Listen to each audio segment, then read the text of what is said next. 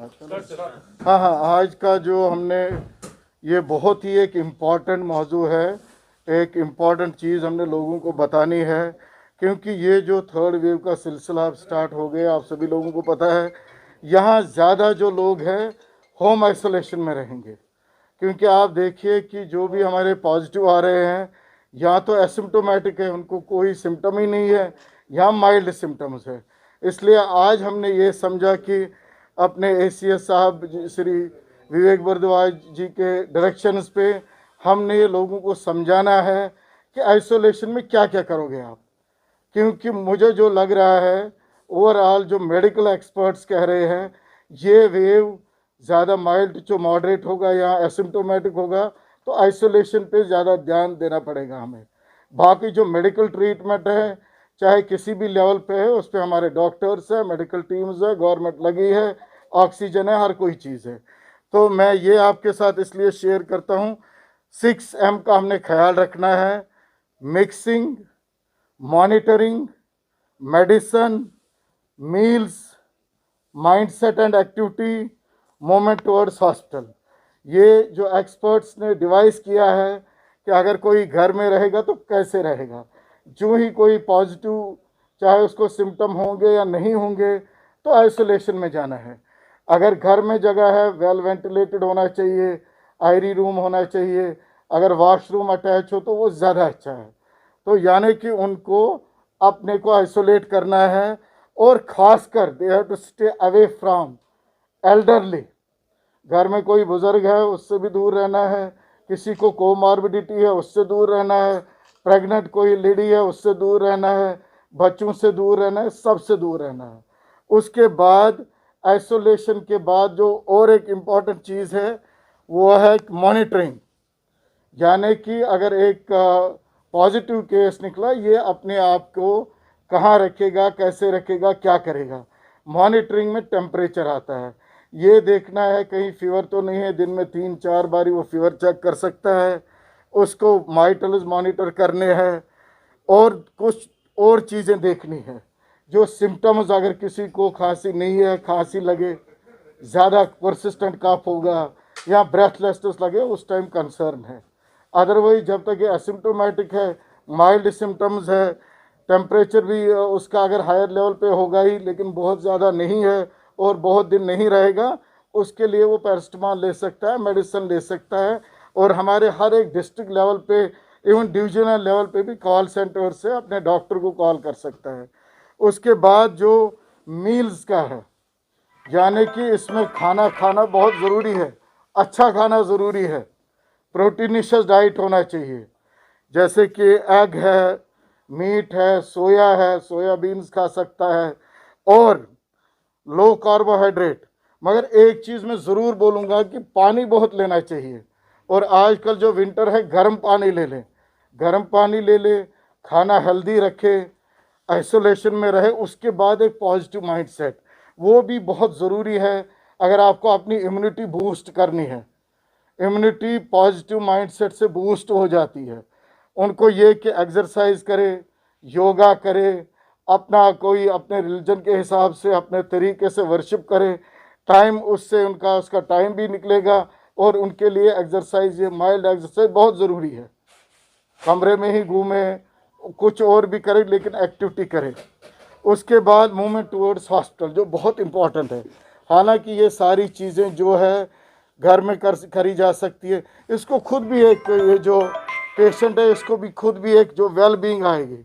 Suppose 2 दिन 3 दिन इसको खुद को लगेगा, नहीं मुझे अभी तक लॉस ऑफ एपेटाइट था, मैं खाना नहीं खा पाता था, अब मैं खा रहा हूँ, मुझे फीवर था, कम हो गए, इसको खुद में भी ये लगेगा हाँ मैं ठीक हो रहा हूँ। इन चीज़ों पे नज़र रखनी है। लेकिन आइसोलेशन में कोई, अगर ये क्या देखा गया, 1 दिन 2 दिन और कुछ नहीं हुआ यार आप ठीक हो, सभी लोग आते और उसी रूम में घुस जाते हैं, यहाँ घर वालों में ऐसा नहीं करना है। मेहरबानी करके ऐसा ना करें। बराबर 1 हफ्ता ये आइसोलेशन में रहे, पूरा घर वालों से दूर रहे, चाहे कोई रिलेटिव आता है, कोई आता है बाहर से ही, खबर पूछी करे या फ़ोन पे करे या वीडियो कॉल करके करे, लेकिन इसको 8 दिन ये एहतियात लेना बहुत ज़रूरी है।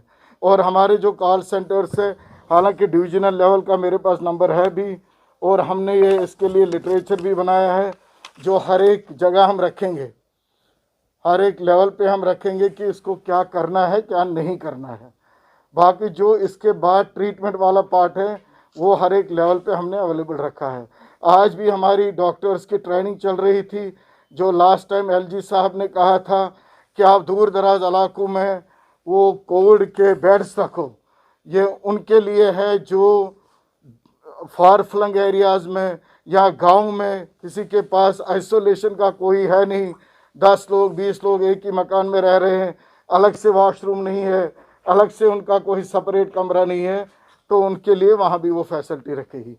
और उसका आज हमारे ट्रेनिंग ऑफ ट्रेनर चल रही थी, जिसमें ये जाके डिस्ट्रिक्ट्स में, हालांकि लास्ट टाइम भी हमने ये किया, उधर आंगनवाड़ी वर्कर हो या कोई हेल्थ वर्कर हो या कोई आशा वर्कर हो, उनको समझाएंगे ये सिम्टम्स क्या है और कब आपको डॉक्टर की ज़रूरत है।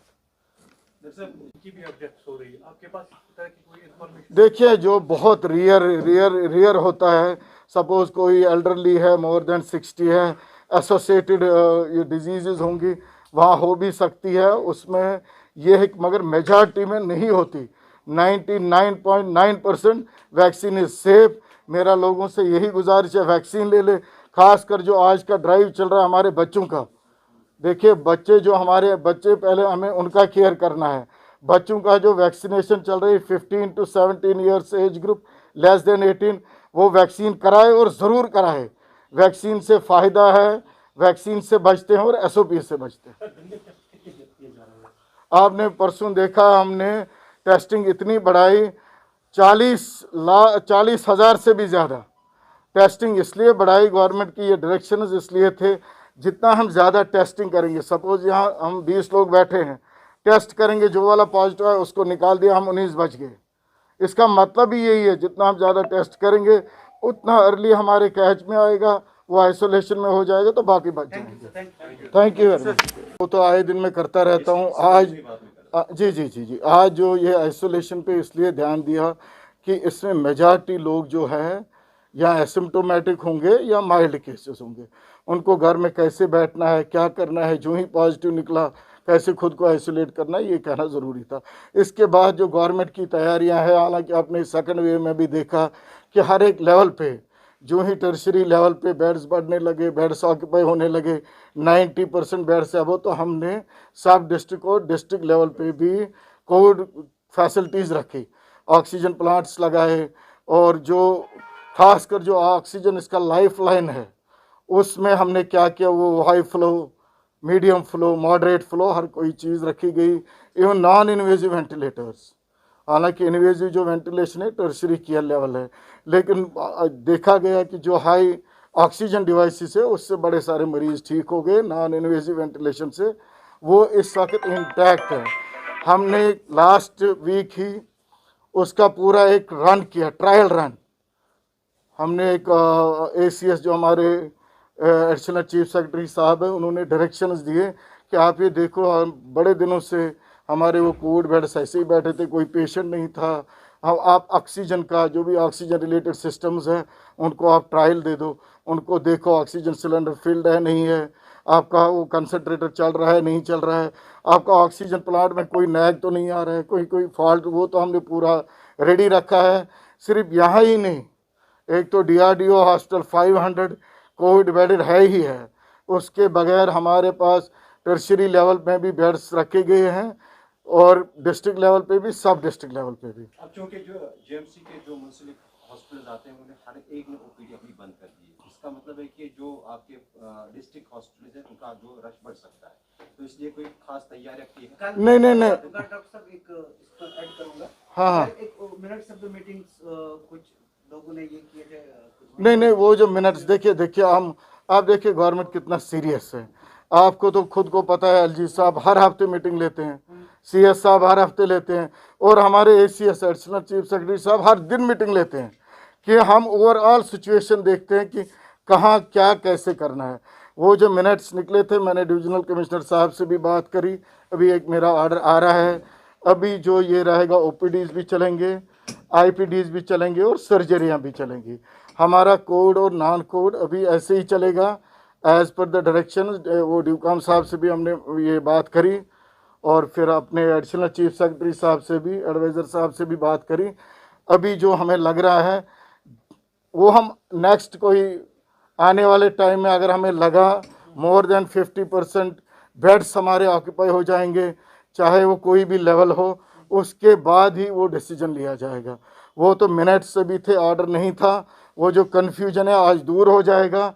लेकिन जो गवर्नमेंट के डायरेक्शंस है, अभी तक आप देखिए DRDO में भी उतने पेशेंट अभी एडमिट नहीं है, डिस्ट्रिक्ट लेवल में भी उतने पेशेंट एडमिट नहीं है। तो हमें खामखा नॉन कोविड जो हम नहीं करेंगे, मुझे लगता है in the interest of public, in the interest of people and in the interest of our own patients, हमने दोनों सिस्टम रखे। कोविड भी नॉन कोविड भी अभी चलेगा, बिल्कुल चलेगा जैसे पहले चलता था। ऑपरेशंस भी होंगे, OPD भी चलेगा। लेकिन दो चीज़ें हमने ज़रूरी रखा, एक तो SOPs का वहाँ बहुत स्ट्रिक्टली ध्यान रखा जाएगा और जो भी हॉस्टल के अंदर आएगा उसको रैट टेस्ट के बाद ही अंदर आना होगा।